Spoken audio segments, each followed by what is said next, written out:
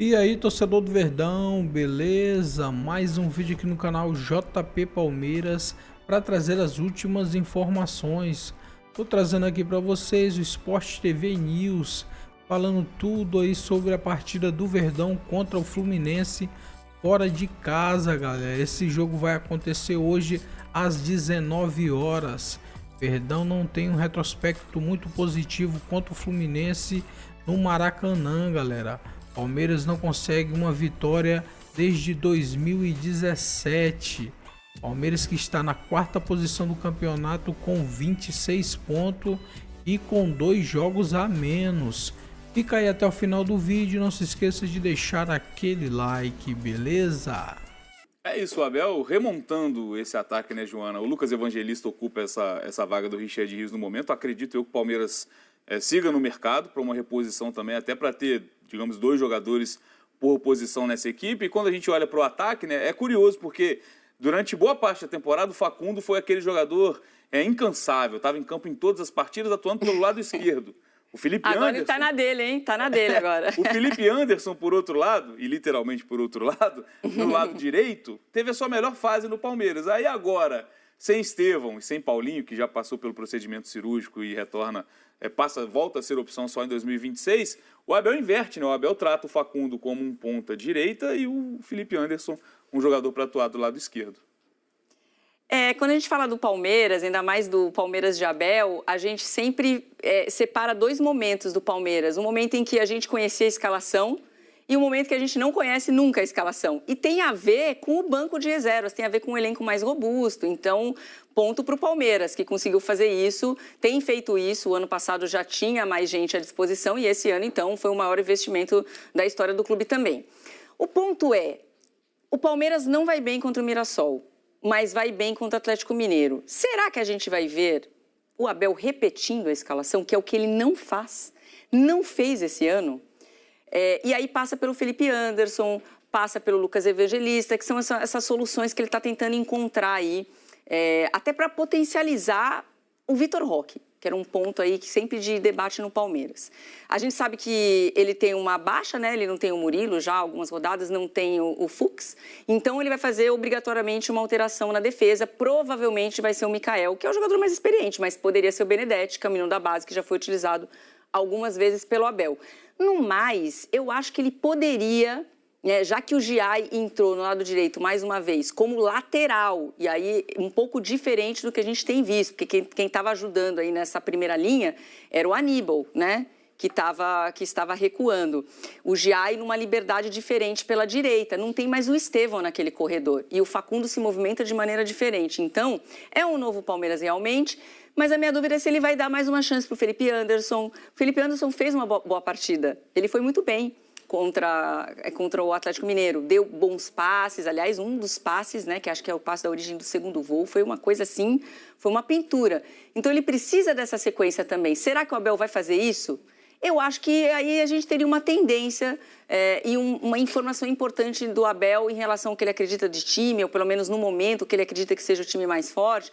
Então, se ele desse sequência aí, primeiro para esse meio-campo também, formado pelo Aníbal e pelo Lucas Evangelista, o Lucas no lugar do Rios, e principalmente lá na frente, quando a gente fala da entrada do Maurício no meio, no lugar do Veiga, o Giai novamente como lateral, e aí o Felipe Anderson nessa ala esquerda. Eu acho que temos chances de ver isso acontecer, mas em se tratando do Abel, e como ele não fez isso o ano inteiro, aí cabe sempre a dúvida, será que ele vai promover alguma mudança? Ou será que ele já encontrou um caminho para trabalhar? Porque é isso, o Abel, a gente não pode acusar o Abel dele não dar tentativas. Muitas tentativas, algumas não deram certo, outras saíram melhor, mas a gente não viu um time assim, um time titular, principalmente do meio para frente. Acho que a primeira linha a gente tem uma definição maior, mas do meio para frente realmente a gente tem, ainda mais com a saída do Estevão e do Rios, que eram esses pontos titulares, porque o resto mudava tudo. Sim. Então, eu acho que tem essa questão aí. Será que ele vai dar sequência? Se der sequência, eu acho que é um indicativo do que ele acredita que tem que ser o time para essa sequência, não só de brasileiro, mas de Libertadores, Copa do Brasil e afins. E o Felipe Anderson, inclusive, é um tema que incomodou o Abel Ferreira em algumas entrevistas coletivas. Chama atenção até isso que a Joana está falando, né, Raed? Até comparando o time que teve na Copa do Mundo de Clubes com o Palmeiras que retorna ao Brasileirão.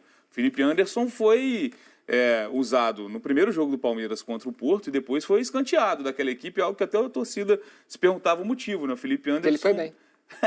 O Felipe Anderson foi pouco usado depois disso na Copa do Mundo de Clubes. E aí, por outro lado também, um jogador que ganha durante a Copa espaço e no retorno não tem uma minutagem tão alta é o Alan também, que a gente imaginava até como um postulante à vaga que o Estevão deixa, que é outro jogador polivalente também, o Alan, nesse time, né? Eu acho que dá pra gente falar o seguinte, o Abel, na matéria da Júlia Dotto, ele fala da característica do Richard Rios e a diferença da característica pro Lucas Evangelista. O Richard Rios é aquele meio-campista que vai pro ataque, que vai pro 1 contra 1, que pisa na bola e tenta passar pelo adversário. E o Estevão também é um jogador do 1 contra 1. Então, quando a bola caía no pé desses dois jogadores, o Palmeiras programava o jogo para que no último terço a bola caísse no pé desses dois jogadores para eles tentarem sair da marcação e criar uma possibilidade de ataque. Quando você perde o Rios e você perde o Estevão, você tem que mudar a forma de você atacar. Então essa bola, ao invés de ser procurada, ao invés das referências técnicas serem o Rios e o Estevão, para que eles pudessem ir para 1 contra 1 e passar pelo adversário, o Palmeiras vai precisar achar outros jogadores para receber essa bola no último terço. E aí o nível do jogo do Felipe Anderson pode crescer. O Vitor Roque ele pode ser procurado em outras oportunidades, ele pode também conseguir uma sobrevida aí no Palmeiras, conseguir se deslanchar como atacante titular, porque o Vitor Roque não é o jogador de imposição para empurrar a bola para dentro. Ele até faz isso, mas o Vitor Roque é o jogador de ataque, a última linha. Ele precisa que esse passe entre para ele e ele correndo na diagonal nas costas dos defensores. E quando você tem quando você tinha um time com o Estevão e com o Richard Rios, no último terço, essa bola só ia para o Vitor Roque em disputa. Então, pode ser que o Palmeiras consiga achar rapidamente, sem esses dois jogadores, uma outra forma de atacar a defesa adversária. E isso passa, obviamente, pela característica dos jogadores que vão entrar. Só para a gente fazer o registro também, né? Tá lá no GE. Globo, eu já citei, né? O Paulinho passou pelo procedimento cirúrgico, né? Já era sabido que o Paulinho, nessa volta da Copa do Mundo de Clubes, não seria uma opção, né? Ele passou por essa cirurgia na perna direita, de um incômodo que já havia sido tratado ainda no Atlético Mineiro, né? Ele chega no Palmeiras ainda Ele faz a cirurgia em dezembro, né? Exatamente. Depois das decisões que o Atlético Mineiro teve na temporada... Joga no sacrifício. Ele já chega ao Palmeiras sem possibilidade de atuar, né? Ele volta a campo ali em meados de abril. Vai muito bem na Copa do Mundo de Clubes, um jogador muito importante, mas o próprio Abel já dizia que só podia contar com ele por cerca de 30 minutos, então o Paulinho acaba ficando para 2026, né? Para a gente esperar esse protagonismo desse jogador que foi bem quando foi acionado e teve um alto investimento também. Pelo lado do Palmeiras. O Palmeiras também é um time em reconstrução, a gente vai mostrar aí os campinhos. O Abel já tinha planejado um segundo semestre sem Estevão. Mas durante o Mundial descobriu que teria também um segundo semestre sem Paulinho. Né? Isso. Que poderia até não ser o substituto imediato do Estevão, mas certamente, né, ajudaria a reformular o ataque do Palmeiras. Reforço de mais de 20 milhões de euros, né? Conta-se com ele. No segundo semestre, sem Richard Rios. E agora ele descobre isso também, que não vai ter Richard Rios. Até deu uma entrevista dizendo que o Lucas Evangelista já tinha sido contratado pensando nessa possibilidade, mas enfim, é um momento de encontrar soluções para um time que, como foi dito aqui, já não vinha tão bem, né?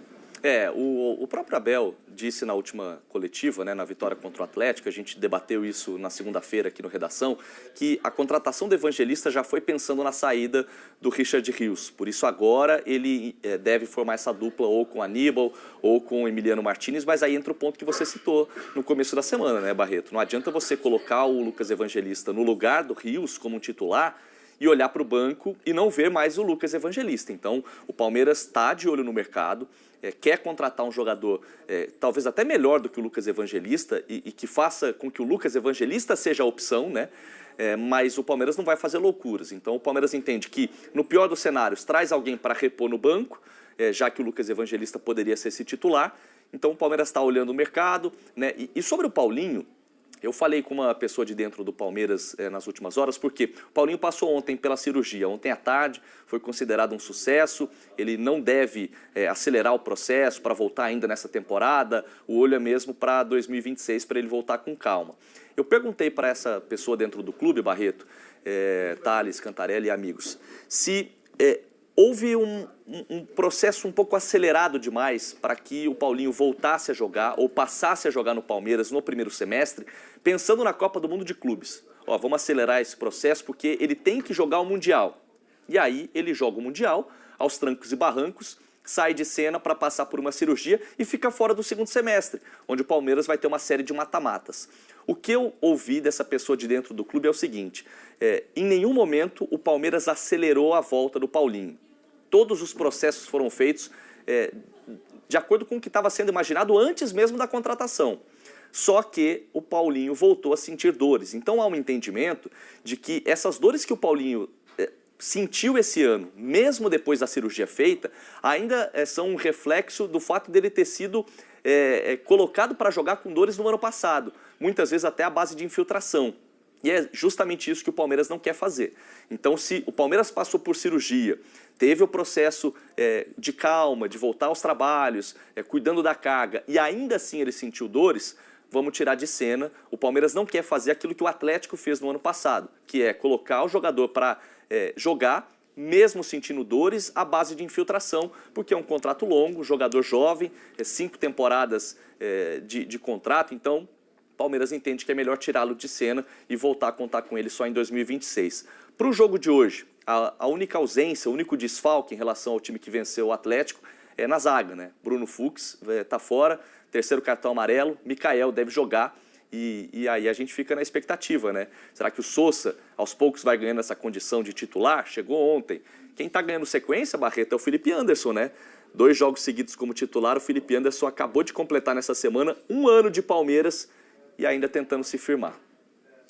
Valeu, Vini. Obrigado pela participação no Redação de hoje. Bom, eu quero saber de vocês agora se tem favorito, porque um está entre os 4 melhores times do mundo e o outro é uma das equipes mais respeitadas. Cicinho, você que é mais ou menos neutro nessa história. Favoritismo total do Fluminense, que joga em casa, né? Que novidade. É por isso que é bom poder dar opinião, né? Porque vai tomar um ataque. O secador profissional. Não, assim, o Fluminense joga em casa, então o Fluminense tem a obrigação de ganhar. Lógico que o Palmeiras é uma grande equipe, né? O Abel aí escala, é difícil, né? A gente sempre fala isso, saber a escalação do Palmeiras, mas acredito que o Renato Gaúcho tem, né, chamado a atenção dos seus jogadores para que possam estudar ainda mais o posicionamento da equipe do Palmeiras e conseguir um grande resultado. Eu coloco o Fluminense nesse jogo como favorito, até porque foi o time que foi mais longe na Copa do Mundo de clubes. Então, assim, eu coloco o Fluminense como favorito. Passei 30 dias escutando Ronaldo Giovanelli só falando de Renato Gaúcho. E agora? E agora é a hora dele, né, fazer jus, né? Pelo menos 2-0 em casa, porque ele porque no clássico ele estava levando pro empate, aí apareceu o Pedro, estragou todos os planos do Renato Gaúcho, que está tentando achar alguém pro lugar do John Arias. Talvez hoje ele ache... 2 derrotas seguidas. Então, 2 derrotas. Agora está na hora de vencer. Um time grande, depois de 2 derrotas, tem que procurar a vitória. E o Renato hoje, com certeza, vai achar essa vitória. Valeu, parabéns. É nóis. Com certeza, eu acho exagerado. Não, com certeza. Deixa ele. Então é isso, torcedor do Verdão, valeu por chegar até aqui no final do vídeo, não se esqueça de deixar aquele like, beleza? Se você ainda não for inscrito aqui no canal, já se inscreva, ative o sininho de notificação para não perder nada que eu posto aqui no canal. Falou e até mais!